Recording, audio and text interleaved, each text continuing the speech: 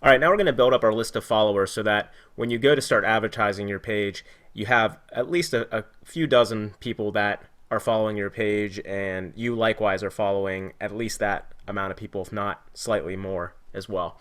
What I'd recommend is when you're building your following, not to go too crazy all at once. So you don't want to be following hundreds of people, especially with a brand new account, because it could get flagged and shut down right away. So maybe over a couple days, follow the processes I'm going to show you here. We might even record another video that shows you some other tools that can automate this a little bit more. But for now, this is the way that you can manually do it. Nice thing about doing it this way is you can target who you're following, and you can choose people that are more local to your area, more likely to share the stuff you have, and be more interested in the property listings themselves. So to get started, I pulled up this article from Mashable.com, and you can go to this link and find other services as well. But what we're starting out with is called Tweeps with a Z, tweeps.com, and you can actually type your city area, and it'll bring all the people that have that location. Or you can search keywords, all kinds of stuff. So you can see almost 1,900 people with the location York, PA. So what I can start doing is I can open this guy in a new window, and I can click follow, which I already have, and then I'll be one of his followers.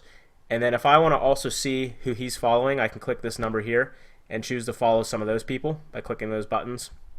And I can also follow his other followers as well. Downside to doing these is they're not going to be as locally targeted. You'll have people from all over the place, but it doesn't matter. The whole idea is to have a following so that your page has some credibility before you start launching the ads, and it shows that some people have an interest in it. One thing I will note is that because we're doing a more generic page, it might be a little bit harder to build your following because it's not a name of a person or something. It's more about a specific property, but you will find people that will follow the page. It might just take a couple days to find the right crowd. So I also brought up this site. It's called friendorfollow.com, and you just go to that link right there. And then you can create an account, and the nice thing about this is you can see who is not following you back, and then maybe check in every couple days, and if someone still hasn't followed you back, you can just highlight their photo and select the button, and it'll automatically take them out. That way you're not following too many people, because you don't want to be following, for example, 200 people and only have 10 or 20 followers. It's going to look spammy. Less people are going to be likely to actually follow you back if that happens. So try to keep the spread close. And I, like I said, don't do hundreds at once. So what I've done here is, out of these 31, I've used this service here, the tweeps.com, and I followed some of those people. And I also show you how you can use these two options.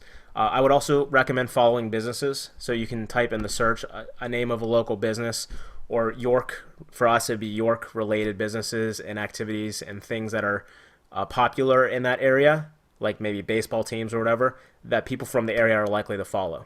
Because what will happen is when you follow someone, you'll show up at the top of their list. As you can see right now, we are right here at the top, and when somebody comes to follow Joel, they will see us, and they'd be more likely to click follow since we're at the top of the list here. Like, I'd be more likely to follow Sarah Chain because she's right there in front of me.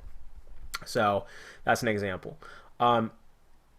You also want to try to aim for people that have a higher amount of following than followers, because that means that they're actively building their lists. It's more likely that they're going to follow you back if this number's higher than that, because it shows you that they're following basically everyone that follows them. And that's at least what this is saying to me, or at least as close as possible. So you're going to have a better likelihood of having that person follow you back.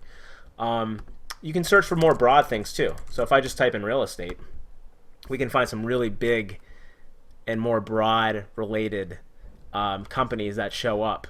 And then, there's going to be people that are following them that are into real estate, and you can build your following that way too. So there's 3 here that show up. I can click view all. I can follow them. I can just go down the list here.